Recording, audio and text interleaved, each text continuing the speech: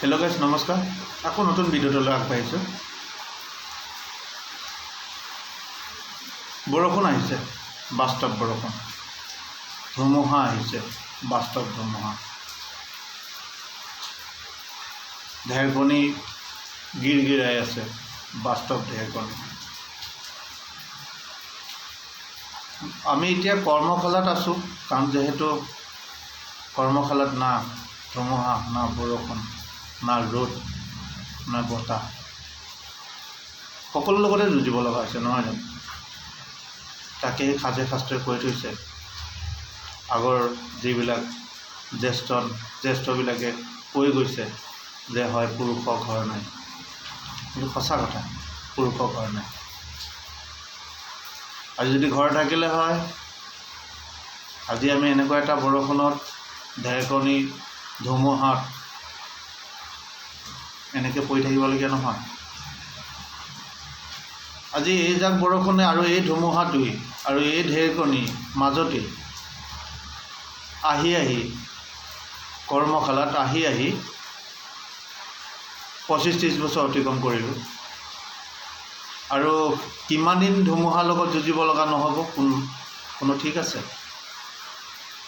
যুঁজিবতো লাগিব, যিহেতু আমি পুৰুষ হৈ জন্ম ল'লোঁ। গতিকে নাৰী কাম কৰিব, পুৰুষে পুৰুষৰ কাম কৰিব। যি শাস্ত্ৰত লিখা আছে, যাৰ নচিব দশাত লিখা আছে, সেই মৰ্মে হ'ব। আপুনি আৰু মই চেঞ্জ কৰিব পৰা কেপাচিটি নাই। গতিকে কেতিয়াবা ভাবোঁ নিজকে যে আমি সঁচাকৈ বৰ দুৰ্ভাগ্য লৈ আমি জন্ম ল'লোঁ, যেন আমি না ধুমুহা, না বতাহ, না ঢেৰেকণি, চবৰ লগতে যুঁজিব লগা হয়। তাৰে নাম কিজানি চিনাক্ত চিন হিচাপে ৰাখি থৈছে এজন পুৰুষ। আজিও চিন্তা হয় এইবোৰ কথাই। কেতিয়াবা নিজকে অনুভৱ হয় যে মানুহৰ সুখ যদি বিচাৰিব লাগে, ইয়াতেই বিচাৰি পাব লাগিব, আৰু দুখ যদি আপুনি শ্বেয়াৰ কৰে, তেতিয়াহ'লে দুখ ইয়াতেই শ্বেয়াৰ কৰিব লাগিব। গতিকে সেইকাৰণে আপোনালোকক মই ভিডিঅ'টি কৰি অকণমান মোৰ কিছুমান মন্তব্য আপোনালোকক শুনালোঁ। ভাল লাগিলে কমেণ্ট এটা কৰি জনাব বুলি আশা ৰাখিলোঁ। আজি বহুদিনৰ পাছত আকৌ ধুমুহা বৰষুণে যাক বাস্তৱ যি প্ৰকৃতি যি ৰূপ ধাৰণ, এই ৰূপ ধাৰণবিলাক দেখিছোঁ। সেয়াই ভাবিলোঁ এটা ভিডিঅ'ই বনাওঁ আৰু বন্ধু বান্ধৱক দুআষাৰ এই বিষয়লৈ অকণমান কওঁ। তাৰ পৰা তেওঁলোকৰ পৰা কি মন্তব্য আহে তাৰে অপেক্ষা কৰোঁ। সেইকাৰণে মই আপোনালোকৰ ভিডিঅ'টিটো বনালোঁ।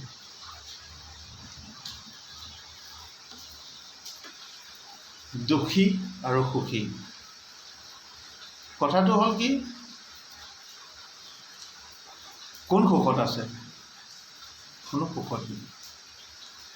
দুখত কোনে আছে? চবেই দুখত আছে। যদি সুখ বিচাৰিব লগা হয়, আপুনি নিজেই সুখ ইয়াতেই বিচাৰি পাব, যদি নিজে অনুভৱ কৰে।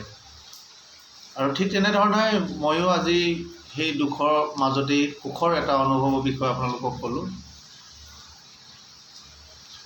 যিহেতু ধুমুহা, বৰষুণ, ঢেৰেকণিৰ লগত যিহেতু আপুনি সমানেই যুঁজিব লগাৰ আপোনাৰ দায়িত্ব আছে, তেতিয়াহ'লে আপুনি কিহৰ দুখ আছে? তাতে আপুনি সুখ বিচাৰি উলিয়াব পাৰিব লাগিব। হয়তো মই কিছুমান শব্দত কৈ যাওঁতে বন্ধু বান্ধৱ কিছুমান ক্ষেত্ৰত কিছু শব্দ বোলাব পাৰে,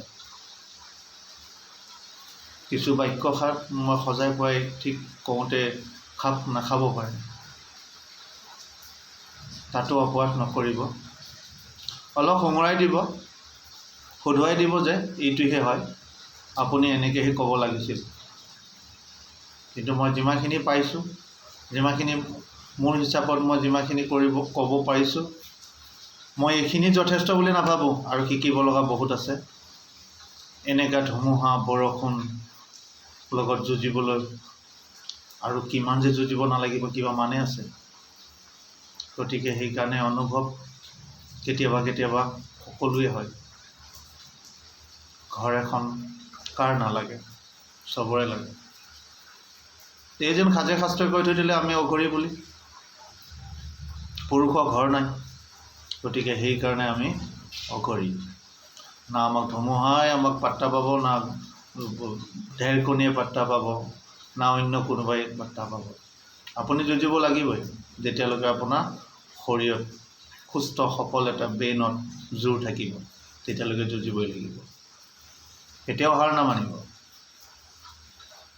যুঁজোতে বহুত আঘাতপ্ৰাপ্ত হ'বও পাৰে। সেই আঘাতপ্ৰাপ্ত এদিন সেই ঘাঁ, সেই কাটা শুকাই যাব।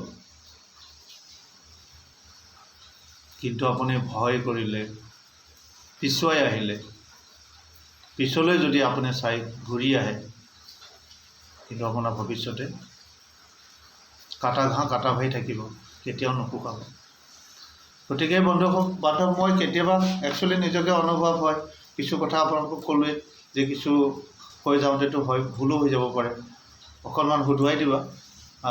সেয়াহে কৈ মই আজি মোৰ মন্তব্য সামৰণি মাৰিছোঁ। আজি ভিডিঅ'টো মই ইমানতে ৰাখিছোঁ।